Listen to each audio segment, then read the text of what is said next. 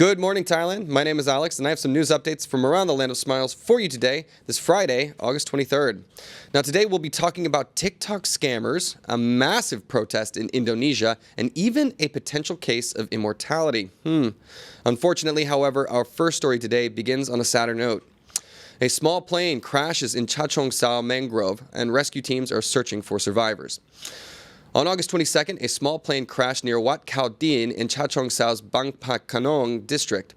The wreckage was found deep in a mangrove forest, complicating rescue efforts. No passengers have been located, but clothing and a watch suggest the pilot might be trapped in the mud. A bag with documents belonging to a foreign woman was recovered, raising fears that a child may have been on board. Eyewitnesses saw the plane lose control before crashing and exploding. Authorities are still searching the mud-covered, fuel-leaking area for survivors. Well, this is a tragic story. Terrible to hear. Small planes, there's been a lot of incidents in the air lately in what is traditionally thought of as the safest way to travel. Of course, this was not a commercial plane. This was a smaller plane, chartered, but also very curious that no bodies have been recovered yet.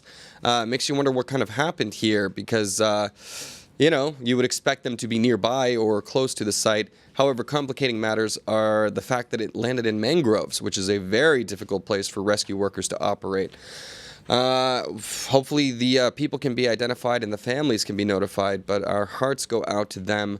And yeah, what do you guys think? I'm feeling a little more nervous on planes these days, and stories like this do nothing to assuage those feelings.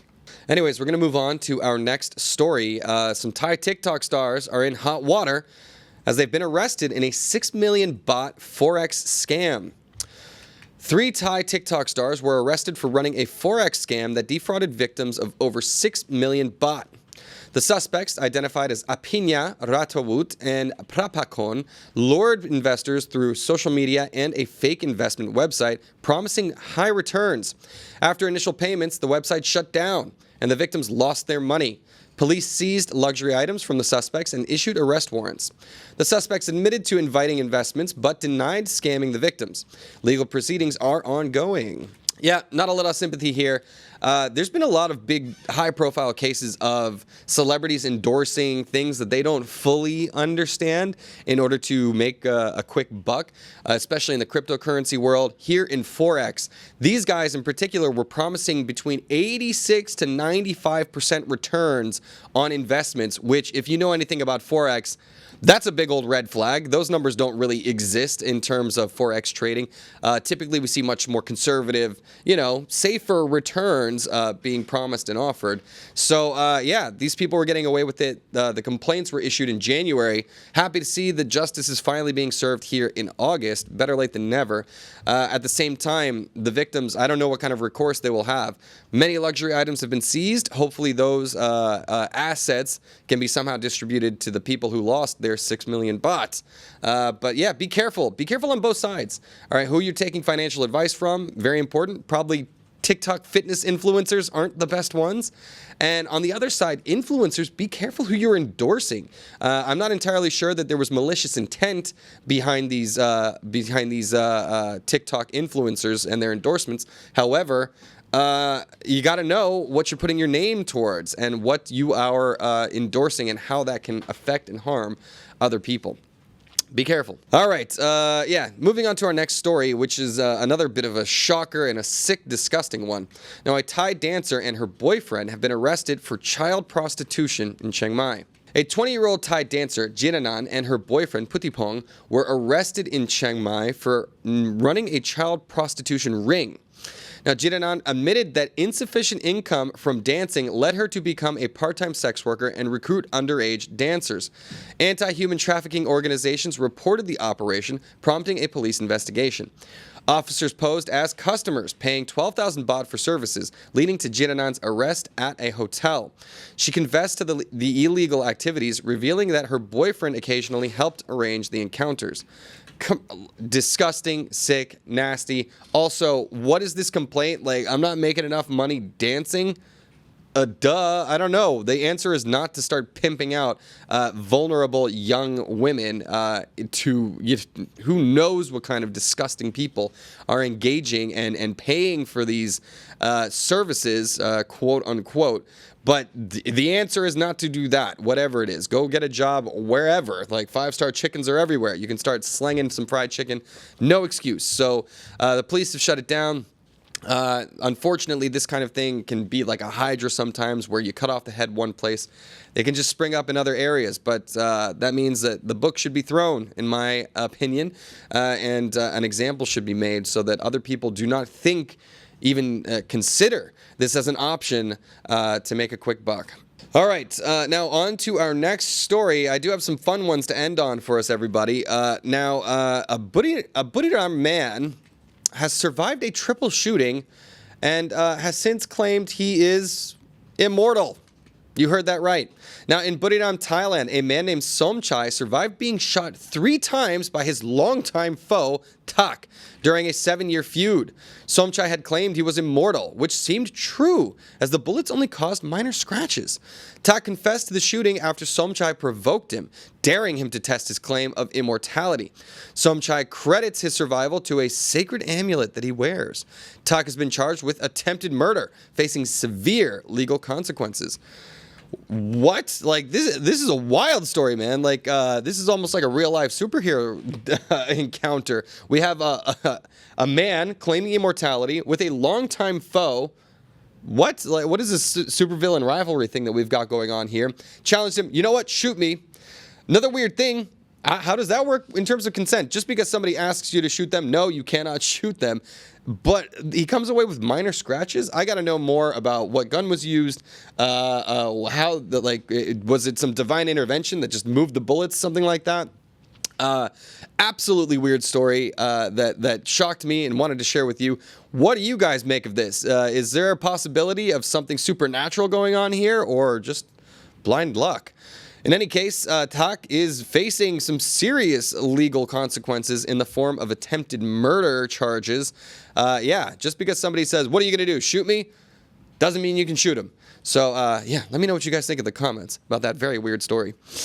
Okay, more weird stories going on.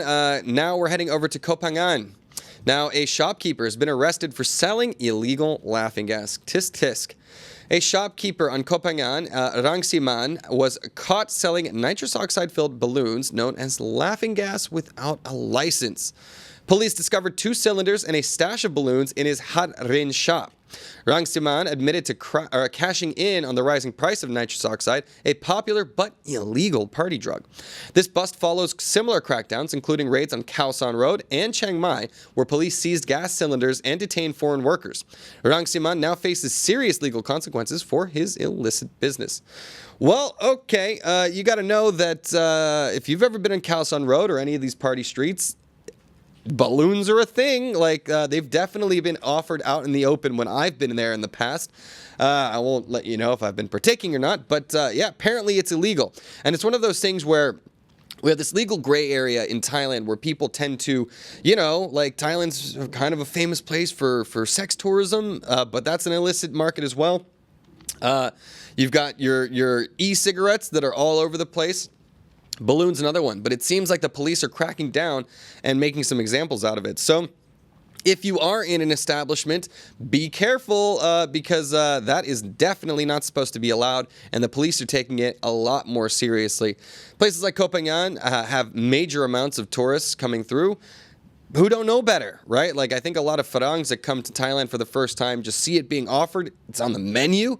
They just don't know what's legal and illegal here. But in this case, they're not really targeting the tourists. They're targeting the shopkeepers who are supplying it, who do know better. So do be careful, everybody. Be on the watch out for those raids, because bad boys, what you gonna do when they come for you? All right, guys. Now we're gonna move on to our last story in Thailand, which, it's a case of a Farang behaving badly. We love these stories here at the Thaiger.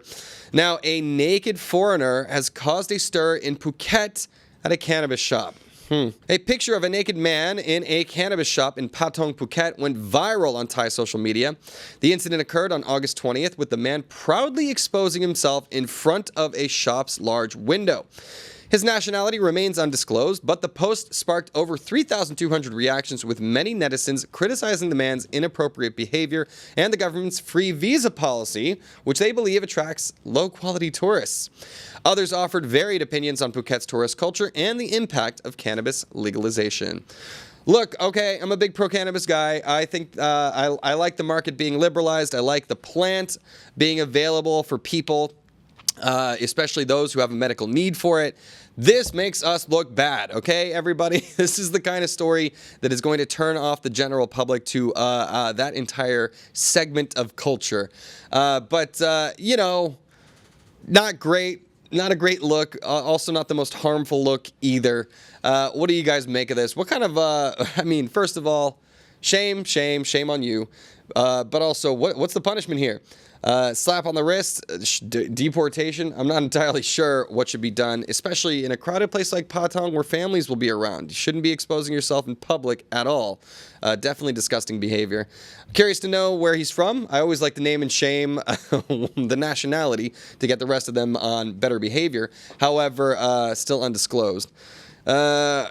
What do you guys think? I want to know what you make of this one, because I don't like how it makes this scene that I very much love and am happy to help to cultivate as we're talking about the cannabis industry here in Thailand. Gross. Come on, man. Put it away. All right, now we are moving on from Thailand on to the greater ASEAN region, where our first stop is Indonesia. Now, protesters have clashed with police in Indonesia over a significant law change. Police clashed with protesters in Jakarta and other major Indonesian cities as tens of thousands demonstrated against the government's attempt to reverse a constitutional court ruling. The ruling, which would lower the threshold for fielding regional candidates, was quickly challenged by Parliament, leading to fears of a constitutional crisis. The controversy centers around maintaining political dominance for the ruling coalition and blocking major government critics like Anies Baswedan from running for office. The dispute has sparked widespread condemnation and raised concerns about Indonesia's democratic processes.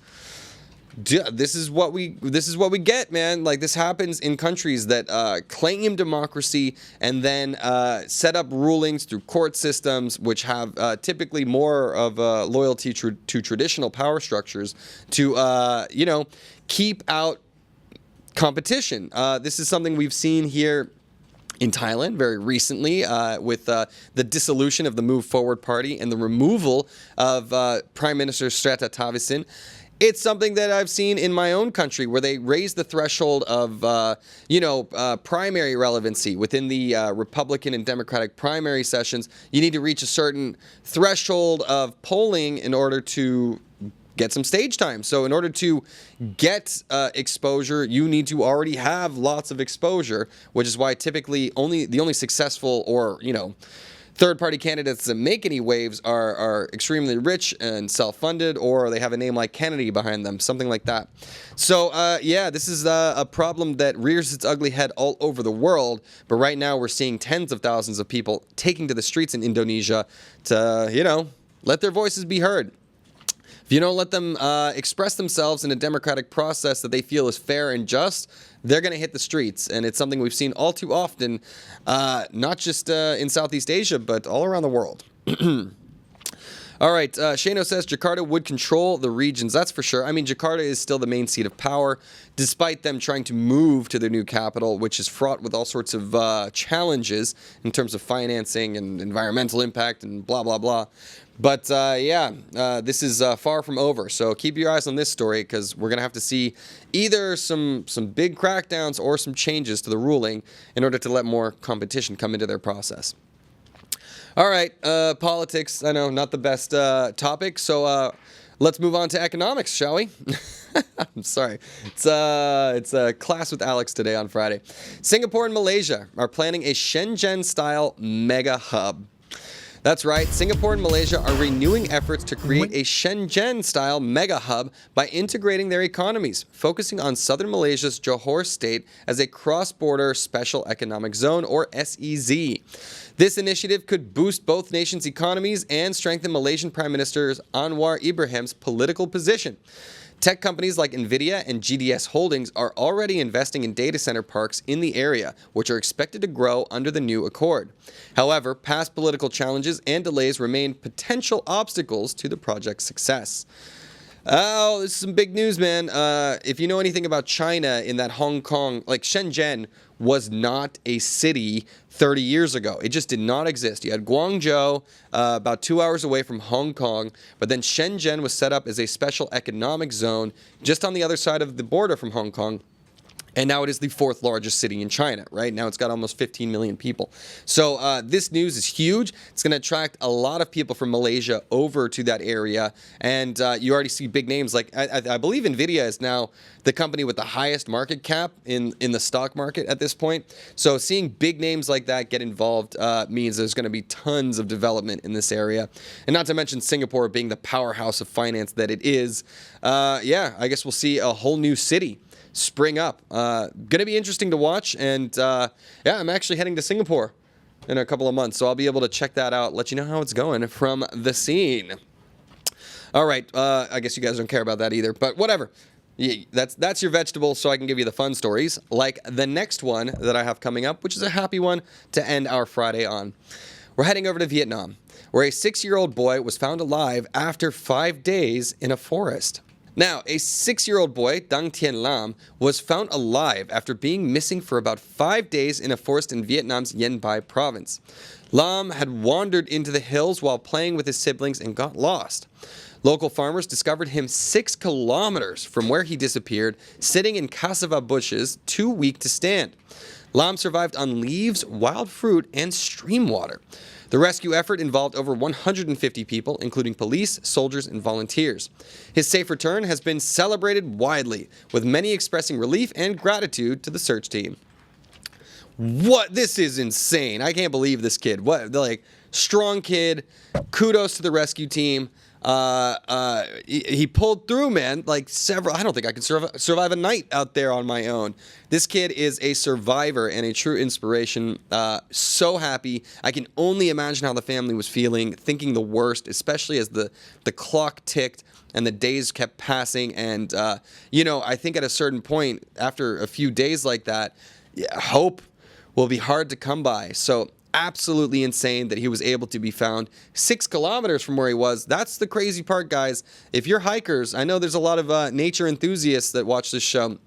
Be careful, man. It's easy to get lost, especially if you go off the track, and then all of a sudden, you're never heard from again. So be careful, stick with your crew, stay with the buddy system, and make sure you know where you're going. All right, that is absolutely pivotal. Congratulations to the family. Congratulations to this kid for being such a tough young buck. Love it. All right. Yeah, I'll get into the comments in just a second. I want to say goodbye to you guys. But first, let me wrap up the show. All right, everybody, that'll do it for our news from around Thailand and the ASEAN region. You can always go to thetiger.com for more news updates about what's happening in the Land of Smiles. Also, head over to ASEANnow.com and sign up for a little bit of an account over there so you can join the conversation directly with the largest expat forum here in Thailand. We'd love to hear your opinions. We also update news stories over there all the time, too. That'll do it for me. Like I said, I'll get into the comments, but we'll be back again with all of you on Monday to continue giving you the news.